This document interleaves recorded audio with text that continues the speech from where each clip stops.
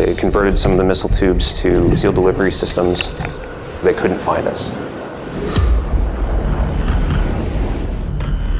Amerikan Özel Kuvvetler Birliği'nin yani Navy SEALs'ın sahada bizzat kullanmasıyla dünya adından çokça söz ettiren, Amerika'da başlayan yolculuğuna İsviçre'de devam eden özel ve oldukça farklı bir saat markası Luminox.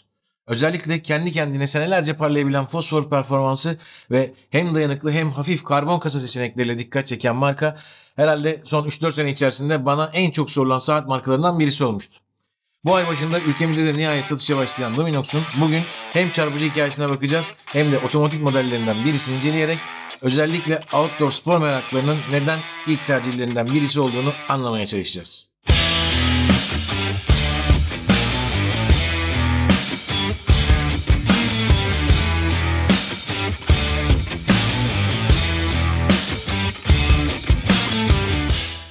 Aslında bu hafta farklı bir saatin incelemesini hazırlamayı düşünüyordum. Ancak geçen hafta incelediğim IWC saatin numunesini iade etmek için İzmir'de bu Günkut Saat mağazasına uğradığımda Luminox saatlerin de vitrinde yer aldığını gördüm. Bana da çok sorulan bir marka olduğu için rica ettim. Sağ olsunlar kırmadılar beni ve incelemem için istediğim numune saatleri sağladılar. Yani yayın akışımızda ufak bir değişiklik oldu. Bu sponsorlu bir içerik değil. Öyle olduğunu açıkça belirtiyorum zaten. Şimdi tek firma adı geçerse reklam diye yargılanacak, haksızlık olmasın. Günkut Saat dışında Tek Saat ve Kronos Saat sitelerinde de satışta olduğunu gördüm. Zaten yakında muhtemelen pek çok farklı kanalda da görürüz markayı. Hak geçmesin diye onları da aşağıya açıklama kısmına eklerim zaman geldikçe. Neyse efendim. Şimdi kanala konuk olan her yeni markada olduğu gibi önce Luminox'un hikayesinden bahsedelim istiyorum. Marka 1989'da Amerika'nın Kaliforniya eyaletinde kuruldu. İlk günden itibaren doğa sporlarına uygun dayanıklı saatler üretmek parolasıyla yola çıktılar ve bir bakıma kaderlerini değiştirecek olay sadece 3 sene sonra 1992'de gerçekleşti. Amerikan Donanması Özel Kuvvetler Birimi yani Navy SEALs ekibi teçhizat seçimi yapacaktı ve yetkili mühendisler Amerika'da bir fuarda dolaşarak onlarca farklı markadan saatler topladılar ve pek çok dayanıklık testlerine tabi tuttular. Testlerin sonucunda Luminox rakiplerini geride bıraktı ve Navy SEALs için özel saatler üretmekle görevlendirildi. Özel Harekat Servisi'nin istekleri netti. Saatler hafif ve sağlam olmalılardı. Bunun için sıkıştırılmış karbon fiber kullanılarak o dönem için çok da popüler olmayan bir seçim yapıldı ve ortaya Luminox'un patentini aldığı Carbonox çıktı. Çelikten çok daha hafif ve dayanıklı bir malzeme. Bir diğer istek olan 200 metre su geçirmezliği sağlamak kolaydı. Ancak Navy SEALs'ın saatlerin gece okunurluğuna dair özel bir ihtiyacı vardı ve bunu sağlamak o kadar da kolay değildi. Asker operasyon sırasında karanlıkta saati kolayca okuyabilmeliydi ama bunu yaparken de dikkat çekmemeliydi. Yani içeriye bir ışık koymak ya da ışıkla şarj olan bir fosfor malzemesi kullanmak kabul edilemezdi. 2 sene süren çalışmalar sonrası Luminox dünyada bir ilk olarak LLT yani Luminox Light Technology'yi duyurdu. Bu sefer cam tüp içerisinde hapsedilmiş trityum gazı kullanılmıştı. Sanılanın aksine karanlıkta bugün alıştığımız dalgıç saatleri gibi delice parlamıyordu ama askerin okumasına yetecek bir ışık sağlıyordu. Daha önemlisi bu parlama için başka bir ışık kaynağıyla şarj olmaya ihtiyaç duymuyordu.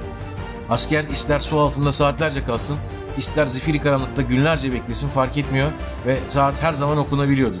Navy SEALs askerlerinin bu şekilde üretilmiş ilk seri olan Luminox 3001 modelle sahada görüntülenmesiyle de birlikte özellikle Amerika'da ciddi bir Luminox çılgınlığı başladı. Bu popülerliğin Amerika dışında da hızlanmasında ise 2006'da markanın yarısını satın alan İsviçreli köklü saat markası Mondai'nin etkisi büyük oldu. Bu seneden sonra üretim Amerika'dan İsviçre'ye taşındı ve Luminox Swiss Made Outdoor saat markaları içerisinde dikkat çekmeye, hatta Asya ile Avrupa pazarında da kendine yer etmeye başladı.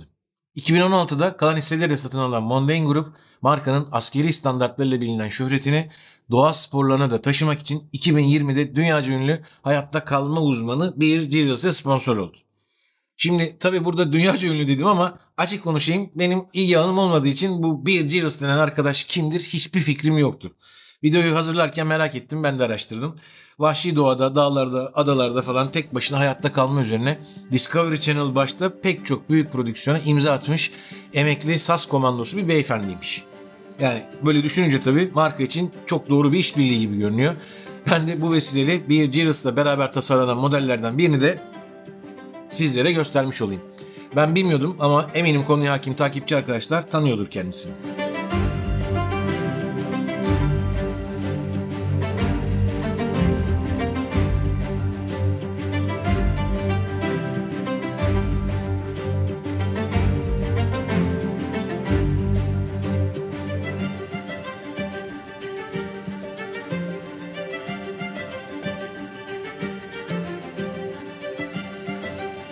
Bu modelde de olduğu gibi markanın saatlerinin ciddi kısmı kuars mekanizma taşıyor. Ancak özellikle Mondain gruba geçip İsviçre'ye tamamen taşındıktan sonra otomatik saat seçenekleri de giderek çoğalıyor ve tahmin edeceğiniz üzere bugün bu otomatik saatlerden birisini hep birlikte inceleyelim istiyorum efendim. Başlayalım. Saatin kasa çapı 45 milim, kalınlık 14 milim ve uzunluk değeri de 51 milim.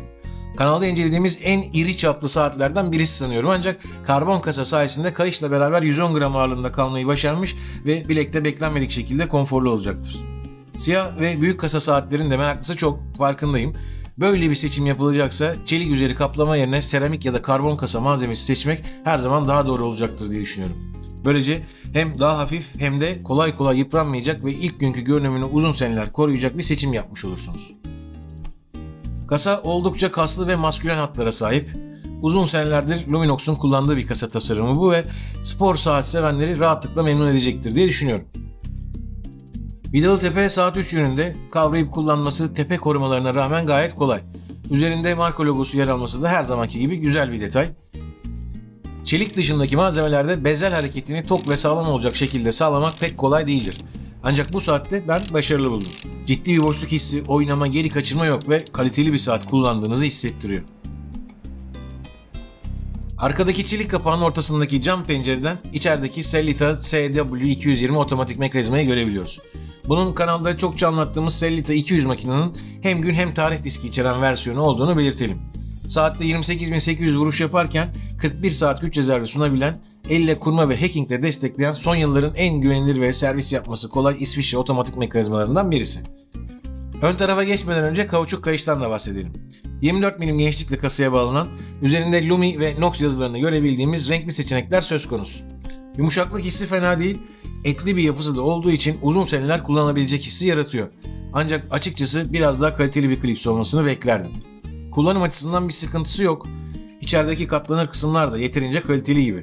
Fakat üzerindeki şu küçük kapak zayıf kalmış ve saatin genel kalitesine yakışmamış. Bir diğer sorun da kayışın kesilerek ayarlanmak zorunda olması. Bu gördüğünüz kısımlardan keserek kayışı kısaltıyorsunuz. Bu uygulamayı daha pahalı spor saatlerde de zaman zaman görüyorum, ancak benim ilk tercihim olmaz. Böyle kalın, daha doğrusu etli yapıdaki kauçuk kayışın fazlalık kısımları, yani bir bakıma kuyruğu bilinizin altında 2 kat üst üste gelirse o da rahatsızlık verebilir. Bu uygulamanın seçilme sebebi de zaten genelde bu, anlayabiliyorum, ama ben yine de senelerdir çok ısınamadım diyelim. Diğer yandan kayışlarda kolay takıp çıkarmaya yarayacak pimler kullanılması sayesinde ve standart 24 milim bacak açıklığı olması avantajıyla farklı kayışlarla da denemek her zaman mümkün olacaktır. Ön kısımda bizi düz kesim ve içten antrefle kaplı safir cam karşılıyor. Bu segmentte ve fiyatta bir saatten başkası zaten beklenemezdi. Video boyunca fark etmişsinizdir, elimde yeşil, gri, kırmızı ve lacivert olmak üzere 4 farklı renk seçeneği var, ama aslında sadece lacivert modelde kadran rengi de lacivert, diğerlerinde siyah tercih edilmiş. İlk bakışta tamamen aynı gibi görünse de kadranlar, dakika sayaçlarının olduğu dış çemberlerde kayışlarla uyumlu farklı renk seçilerek güzel bir uyum çok da zorlamadan sağlanmış. Simsiyah kasa içerisinde siyah kadran çoğunluğun seçimi olacağı için böyle ufak bir değişiklikle gayet güzel alternatifler yaratmayı başarmışlar. Kadran üzerindeki enine çizgili tekstür ve ona kontrast olarak merkezdeki düz yüzeyler hareketli ama gözü yormayan farklı bir manzara ortaya çıkartıyor. Luminox logosu başlangıçta gözüme fazla büyük gelse de kısa sürede alıştım ve farklı şekliyle beraber hoşuma bile gitti diyebilirim. Saatin 200 metre su geçirmezlik sunduğu saat 6 pozisyonda bizlere hatırlatılmış. Bu askeri temalı bir modelin devamı niteliğinde olduğu için kollarda da mat bir görünüm istenmiş ve cilalı yüzeylerden kaçınılmış. Sadece makro çekimlerde belli olan fırça izleri ise beni rahatsız etmedi, ama daha ince bir işçilikte olabilirmiş. Ve nihayet geliyoruz markanın alameti farikası olan fosfor yönümüne.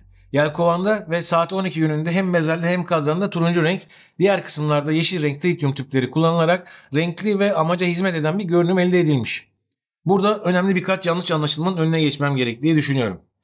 Bu tüplerin içerisinde yer alan tritium gazını daha önce kanalda anlatmış olduğum radyum kızları videosunda bahsettiğim radyum malzemesiyle karıştırmamak lazım. Tritium, radyum sonrası uzun seneler saatlerde kullanıldı ve bilinen hiçbir yan etkisi de olmadı. Bu saat üzerindeki tüm tritiumu bir şekilde çıkartıp ağzınıza bile atsanız alacağınız radyasyon miktarı bir adet muz yediğinizde aldığınız radyasyon kadar bile değil. Evet, bildiğimiz muz. Onda da potasyum bazlı radyoaktif madde var sonuçta. Bir diğer konu da parlama gücü. Bu tüplerden yayılan ışık öyle alıştığımız Rolex, Seiko, Spinnaker dalgıç saatlerindeki o Luminova'dan tamamen farklı. O malzeme bildiğiniz gibi güneş ya da suni bir ışık kaynağıyla şarj oluyor ve sonrasında aslında bunu bize geri ışıma yaparak yansıtıyor. İlk 5-10 dakika güçlü bir yansıma yapsa da bir süre sonra tamamen gücünü kaybediyor ve okunamaz hale geliyor. Tritium tüplerde ise dışarıdan bir ışık kaynağıyla şarj olmasına gerek yok. Saatiniz aylarca zifiri karanlık bir mağarada da kalsa tüpler sürekli ışımaya devam ediyor.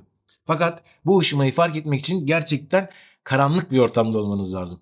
Askerlerin istediği tam olarak buydu hatırlarsanız. Şiddetli parlama dikkat çekeceği için tercih edilmemişti ve operasyon sırasında saatlerce su altında kalınsa da günlerce karanlıkta beklense bile asker her zaman saati okuyacak yeterlilikte bir görüntüye sahip olmalıydı.